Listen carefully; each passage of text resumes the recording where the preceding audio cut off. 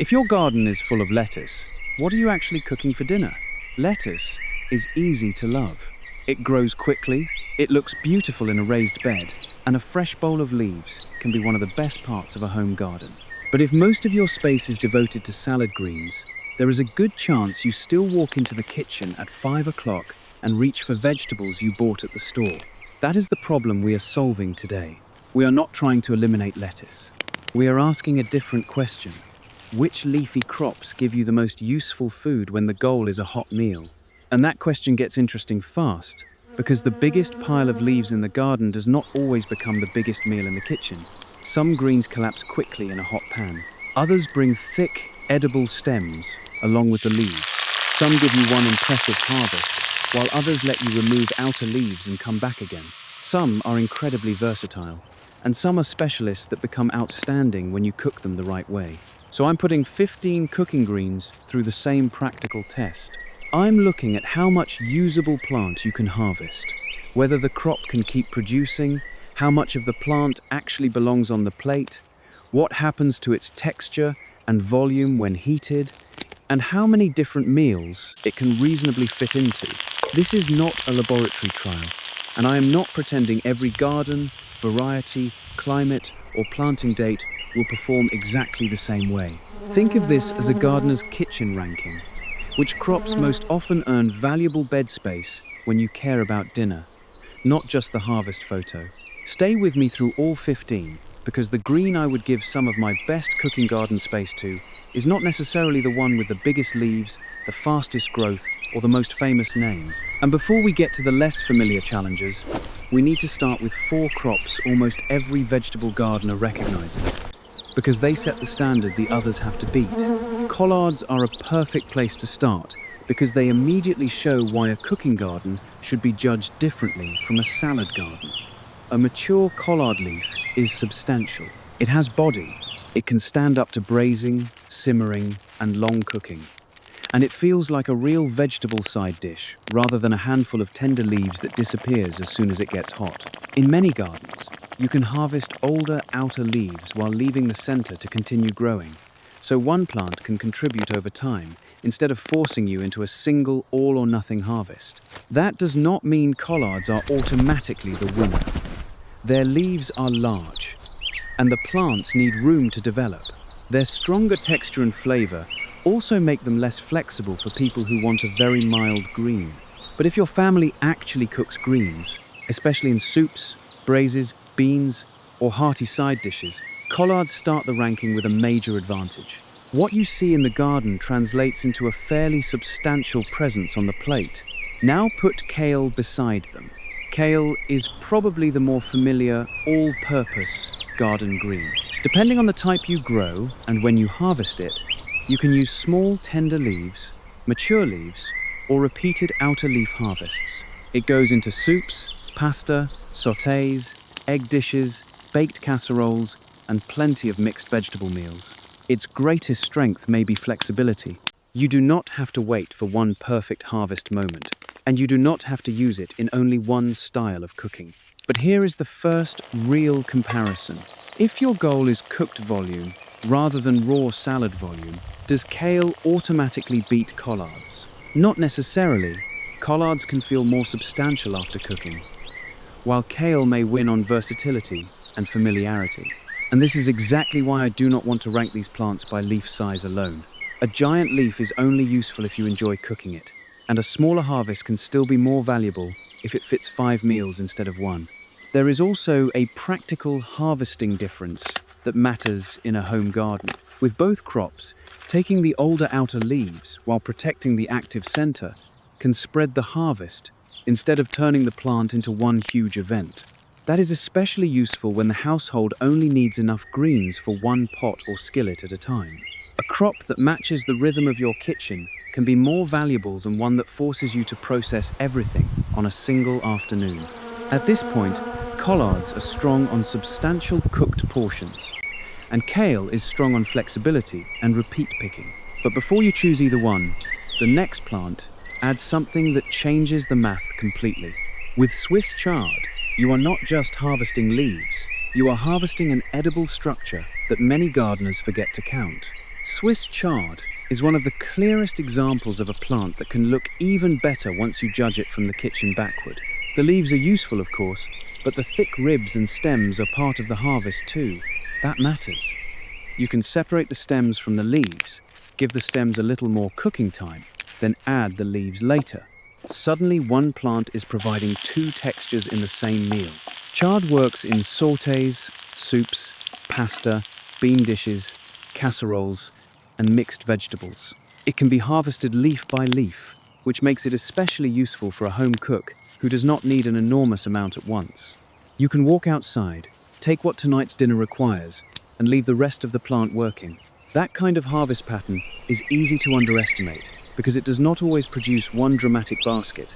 But over time, convenience itself becomes a form of productivity. Then we come to spinach, and spinach forces us to talk about cooking shrinkage. Spinach deserves its popularity. It is tender, mild, fast to cook, and easy to use in eggs, pasta, soups, curries, sautés, grain bowls, and countless side dishes. If a person tells me they love cooked spinach, I am not going to argue them out of growing it. Taste matters more than any ranking. But anyone who has carried a large bowl of fresh spinach to the stove already knows the surprise. A big raw pile can become a much smaller cooked portion. That is not a flaw. It is simply part of spinach's character. If you are measuring your garden by how full the skillet looks at the end rather than how full the harvest bowl looked at the beginning, spinach plays a different game from chard or collards. So among these familiar four, I would think of them this way. Collards brings substantial leaves. Kale brings tremendous versatility. Swiss chard brings leaves plus edible stems and a very practical leaf-by-leaf harvest pattern. Spinach brings tenderness and broad kitchen appeal, but it asks you to remember that raw volume and cooked volume are not the same thing, and that is our first lesson. The crop that looks most productive while you are harvesting may not be the crop that gives you the most satisfying cooked portion. Spinach may win on tenderness, but tenderness is not the only thing we are scoring. In fact, the next green moves up the list for almost the opposite reason. It brings more personality, more bite, and a flavor that often becomes better suited to the dinner plate after heat gets involved. Mustard greens are not shy. Depending on the variety and maturity, they can have a peppery, sharp, sometimes assertive flavor that makes them completely different from mild spinach. That stronger character is exactly why cooking matters.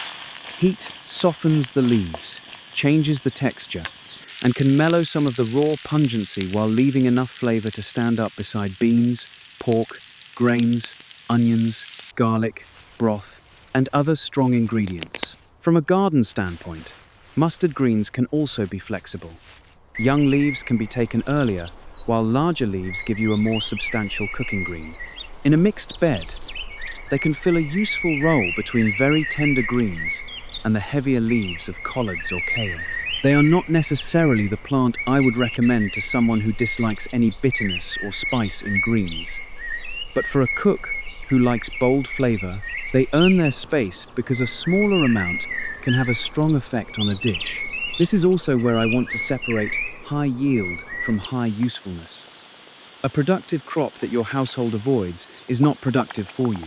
Mustard greens may not beat every other plant in raw mass, but if you regularly braise greens, add them to soups, or combine them with milder leaves, they can be extremely useful.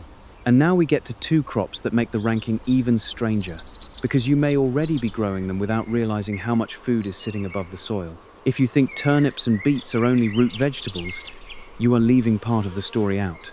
Turnip greens are a reminder that a garden can give you more than the part printed on the seed packet picture. The leaves are edible and widely used as cooked greens, especially in braises, soups, and mixed green dishes. If you are already growing turnips for their roots, the tops are not automatically waste. That can make the crop feel like it is doing two jobs in the same bed. There is an important balance though. If your main goal is a good root harvest, you do not want to strip a young plant of the foliage it needs to keep growing. So I do not think of turnip greens as permission to harvest every leaf whenever you want. I think of them as bonus food that can be managed carefully, or as a crop you can intentionally grow for greens when that is your priority. The bigger lesson is that yield should include all the edible parts you realistically plan to use. Beet greens make the same argument with a different flavor and texture. Beet tops are useful cooked, and younger leaves can be quite tender. If you grow beets anyway, using some of the greens can increase the kitchen value of the planting without requiring a separate crop. Again, the goal is not to damage the root crop by over-harvesting foliage. The goal is to stop treating every leafy top as compost before you ask whether it belongs in dinner. These two crops are especially interesting for small gardens because they change how we think about efficiency. A square foot that produces only one useful harvest is different from a square foot that gives you more than one edible part. That does not automatically make turnips or beets superior to a dedicated cooking green, because the roots and tops compete for the plant's energy and your harvest decisions matter. But it does make them much more valuable than a root-only calculation suggests. So now our ranking has another category: dual purpose value. Collards, kale, chard, spinach, and mustard greens are being judged mostly as dedicated greens. Turnips and beets can contribute leaves while also offering a root harvest. And just when that seems like the best use of limited garden space, we arrive at a group of compact cooking greens that can change the entire layout of a small bed. The next four plants are especially useful because they do not all behave like the big leafy crops we have discussed so far. They bring different shapes, different stems, different textures, and some of the easiest pathways from garden to stir-fry, soup, and noodles. Bok choy changes the visual language of the cooking garden. Instead of thinking only about individual leaves, you are looking at a plant built from tender green blades and thick, crisp, edible stalks. Those stalks matter enormously in the kitchen. They hold texture, they absorb sauce, and they give a cooked dish more substance than a thin leaf alone. You can use bok choy in stir-fries, noodle soups, brothy dishes, steamed preparations, or simple sautés. Smaller plants can be cooked almost whole, while larger ones can be separated into leaves and stalks, so each part gets the cooking time it needs. That gives bok choy a strong score for edible structure. A large share of what you harvest can be useful, not just decorative. There is also flexibility in harvest size. Gardeners often grow bok choy to different stages depending on space, season, and kitchen preference. A smaller plant can become dinner sooner, while a larger plant gives a more substantial single harvest. That makes it easier to fit into a bed where you are trying to stagger harvests instead of waiting for everything at once. This is also a good place to think about succession rather than sheer plant size. If you grow smaller bok choy at intervals, instead of expecting every plant to mature together, you can create a sequence of useful kitchen harvests. That does not make the crop infinitely productive, and conditions still matter, but it changes the experience from one bed, one harvest day to one bed to several dinner opportunities. For a small household, that scheduling value can be just as important as the size of any single plant. But bok choy is not automatically the compact champion. Depending on variety and maturity, a full plant still occupies real space. And if you take the whole head, that individual plant is finished. That is different from walking out to a chard or kale plant and removing just a few outer leaves. So, this is the question. Do you prefer one crisp, highly usable plant at a time, or a crop that behaves more like a living pantry? The answer depends on how you cook. And before you decide, bok choy has to face a smaller relative with a very different growth habit. Tatsoi may not make the biggest single harvest in the bed, but it can make extremely efficient use of space, and that changes the comparison again. Tatsoi grows as a low, compact rosette of dark spoon-shaped leaves. If you have never grown it, that shape alone can make it look ornamental, but it belongs in the kitchen. The leaves and tender stalks work in quick sautés, soups, noodle dishes, stir-fries, and other preparations where you want a green that cooks quickly without becoming anonymous. Its compact habit is the part I pay attention to in a small bed.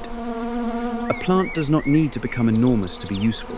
A group of compact plants can sometimes give a gardener more flexibility than a few oversized specimens, especially when you want to harvest at different stages.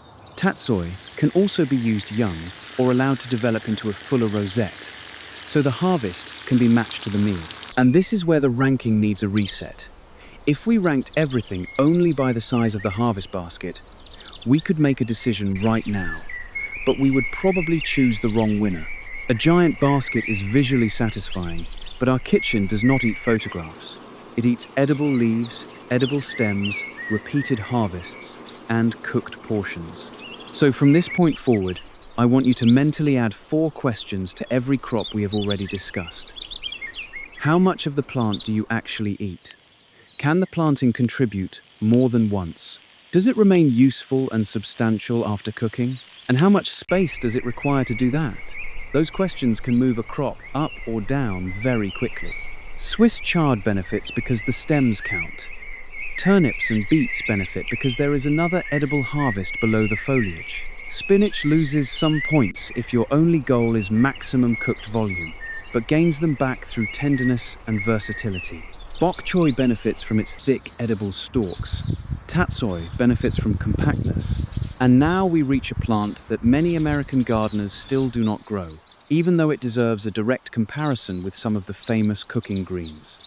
If kale takes up the same premium spots in your garden every year, Komatsuna is worth knowing before you plant the next square foot. Komatsuna is a leafy brassica with smooth leaves and tender stems, and in the kitchen, it behaves like the kind of green that can move comfortably between stir-fries, soups, noodle dishes, and quick sautés. For a gardener who wants something substantial enough to cook, but not necessarily as heavy as a mature collard leaf, that middle ground can be very useful. One reason I like Komatsuna in this comparison is that it challenges familiarity. Kale gets space partly because everyone knows what to do with kale. Komatsuna often has to earn its place by being explained.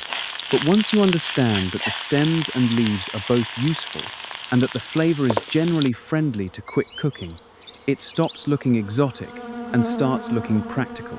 I would not tell you that Komatsuna is universally better than kale. That would ignore climate, variety, pest pressure, taste, and the way different households cook.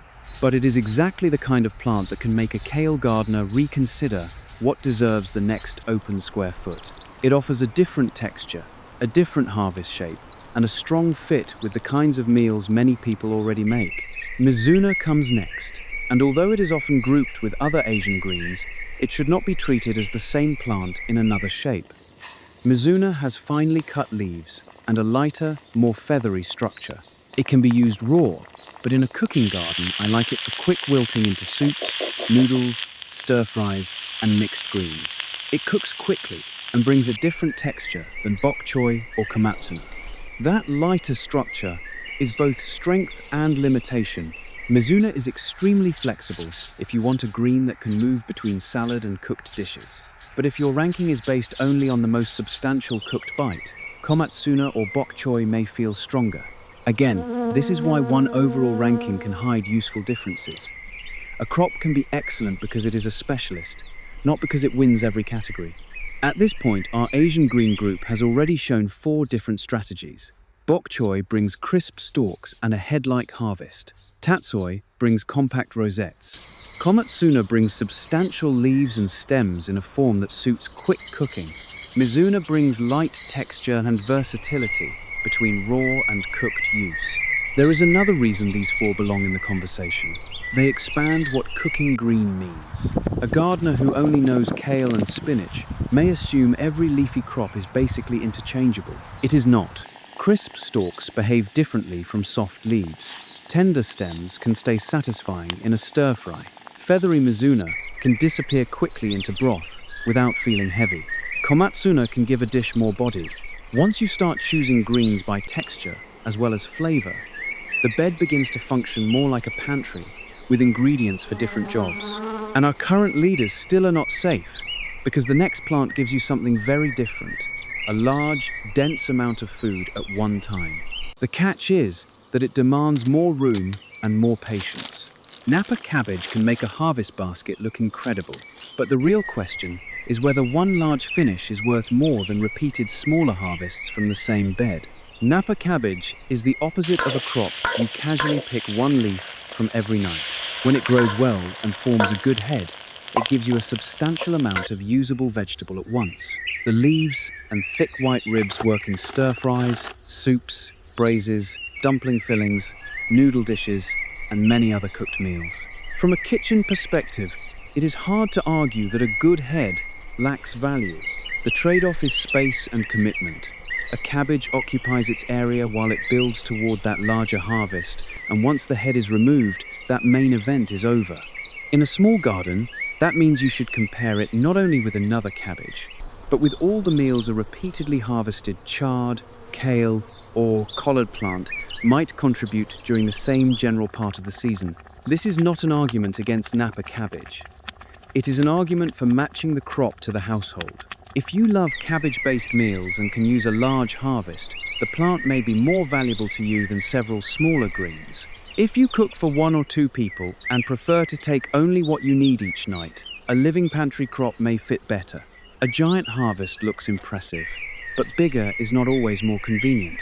And that brings us to escarole, a plant that many gardeners mentally place beside salad greens, even though it can become a very good cooking green when you treat it differently. Escarole is a broad-leaved chicory with a slightly bitter character that makes much more sense once you imagine it in a pot instead of a salad bowl. It works beautifully in soups, especially with beans, and it can be braised, sautéed, or folded into other cooked dishes where its flavor has something substantial to push against. This is one of those crops that teaches an important cooking garden lesson. A vegetable does not have to be mild to be useful. Bitterness can be part of the appeal. The question is whether your kitchen has a place for it. If you like greens with character, escarole can fill a role that spinach never will. If you want only mild, neutral leaves, it may rank much lower for you. Its head-like growth also means you can think of it differently from a long-term outer leaf producer. You may harvest outer leaves for some uses, or take a more complete head depending on how you grow it. But the overall plant is more concentrated than something like chard. That can be an advantage if you want a defined harvest, and a disadvantage if you want constant small picking. Escarole may never be the flashy crop in a viral garden thumbnail, but it can be one of the smartest choices for cooks who regularly make soups, beans, and braised greens. And our final 2 plants change the comparison again, because with them, you are not only thinking about leaves, tender stems and flowering shoots become part of the meal too. That matters because every edible structure increases the percentage of the harvest that can move from the garden into the pan. And when space is tight, that is exactly the kind of efficiency we have been trying to identify from the beginning. Broccoli rabe, also called rapini, gives you leaves, tender stems, and clusters of buds and shoots that are harvested together as a cooking vegetable. Its flavor is distinctive, often pleasantly bitter to people who enjoy it, and that strong personality makes it a classic partner for garlic, olive oil, pasta, sausage, beans, and other bold foods. In a ranking like this, broccoli rabe earns points because the harvest is structurally diverse. You are not looking at a crop where only a thin leaf blade matters. The stem, leaves, and budding shoots can all contribute to the dish. But it also loses universal appeal points because the bitterness is not for everyone. This is a perfect example of why the best crop depends partly on the cook. A high-yield plant that nobody in your house wants to eat is a bad use of space, no matter what the garden looks like. Choy makes a similar structural argument with a different flavor profile. It is grown for tender stems, leaves, and flowering shoots, and those parts are exactly what make it so useful in stir-fries, noodle dishes, soups, and simple cooked vegetable sides. The stems give you substance, the leaves cook quickly, and the buds and shoots add another texture without requiring a separate crop. If bok choy is about crisp stalks supporting broad leaves, choy is about tender stems and shoots carrying the dish. If Komatsuna is about a substantial leafy brassica, choy adds a flowering vegetable character. These distinctions matter because Asian green is far too broad a label to help you plan a real garden. Now all 15 contenders are on the table. We have big leaves, tender leaves, compact rosettes, thick stalks, dual-purpose roots, broad heads, bitter specialists, and flowering shoots. And 3 kinds of winners are beginning to separate from the rest, but for completely different reasons. Before I name them, Think back to the opening question. We were never trying to find the crop that makes the biggest harvest photograph. We were trying to find the crop that turns limited garden space into useful cooked food. That means a winner has to do more than look productive. It has to fit the way people actually cook. So let's sort the field by category first. For substantial cooked portions, collards deserve a top-tier position. Their mature leaves have enough body to remain a real presence after braising or simmering, and if you enjoy traditional cooked greens, they are very hard to dismiss. Kale belongs close behind because it combines repeated leaf harvests with wider culinary flexibility. For repeat harvest convenience, Swiss chard is one of the strongest choices in the entire group. The ability to take outer leaves, use both blades and stems, and match the harvest to tonight's meal is exactly what a home cooking garden should do. Kale and collards can play that role too, but chard's edible stems give it an extra layer of kitchen value. For dual-purpose value, turnips and beets deserve recognition. They are not dedicated leaf factories in the same way chard or kale can be, but the fact that the tops can become food while the roots remain the main crop means the planting can contribute more than one kind of harvest. If you already grow these roots, learning to use the greens can increase the value of space you were going to plant anyway. For compact cooking greens, tatsoi is one of the most interesting. Its low rosette form, useful leaves and stalks, and ability to fit into quick cooking meals make it a strong option where space is limited. Bok choy also scores extremely well for edible structure, especially if your household cooks stir-fries and soups regularly. For the sleeper challenger, I would give Komatsuna serious attention. It is less famous than kale, spinach, or chard in many American gardens, but its useful leaves and stems and its compatibility with quick cooked meals make it one of the crops I would most want people to try before automatically filling every cool season bed with the same old greens. For kitchen versatility, spinach still refuses to disappear from the conversation. Yes, it cooks down dramatically, but it works in so many foods and is so easy to incorporate that it remains valuable. Mizuna earns a similar versatility point because it can bridge raw and cooked use, although it is lighter and less substantial than some of the top cooking specialists. For one large, concentrated harvest, Napa cabbage is difficult to beat conceptually.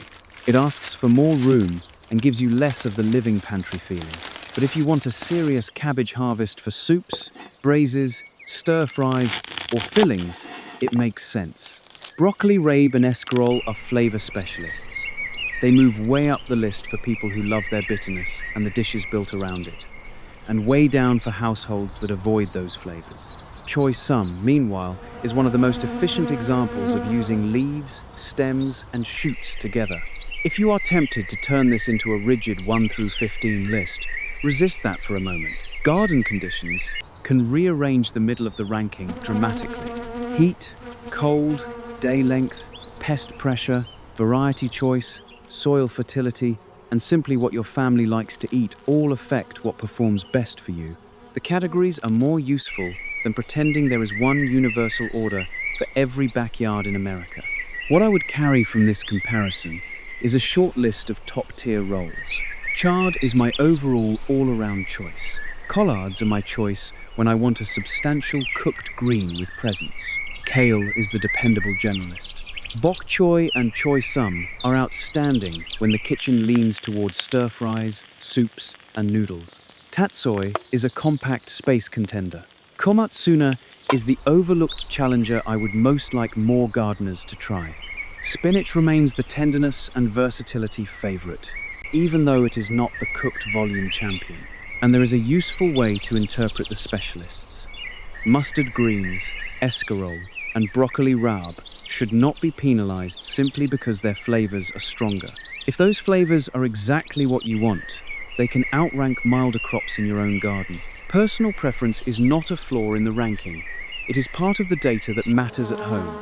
So what is my best overall cooking green from this group? If I had to give premium space to one crop for a household that wants repeated harvests, substantial edible structure, and the flexibility to cook it in several different ways, I would choose Swiss chard.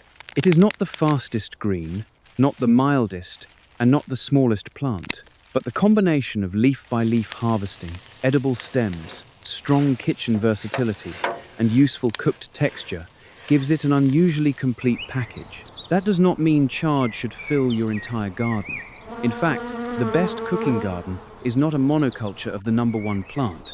It is a mix of crops that win different categories. If I were building one bed specifically for dinner, I would think in roles rather than rankings. I would want one substantial long-season green, such as chard, kale, or collards. I would want one faster Asian green, such as bok choy, tatsoi, Komatsuna, or choy sum, so the bed can feed stir-fries and soups in a completely different way. I would keep a dual-purpose crop such as turnips or beets if I already enjoy the roots.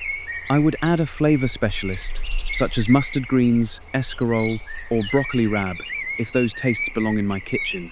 And yes, I would still keep some lettuce if I actually eat salads. That is the real point of this whole ranking. You do not need to stop growing lettuce. You just do not need to give the entire garden to the salad bowl. A productive garden is not the one that gives you the biggest pile of leaves on harvest day. It is the one that keeps giving you food you are excited to cook. Sometimes that means a giant collard leaf. Sometimes it means a handful of charred leaves and stems taken 5 minutes before dinner. Sometimes it means a compact tatsoi rosette, a crisp bok choy, or tender choy some shoots headed straight for the wok.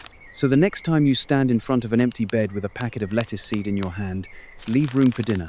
Build the garden around the meals you actually love to cook, and the harvest becomes easier to use, easier to value, and much harder to waste.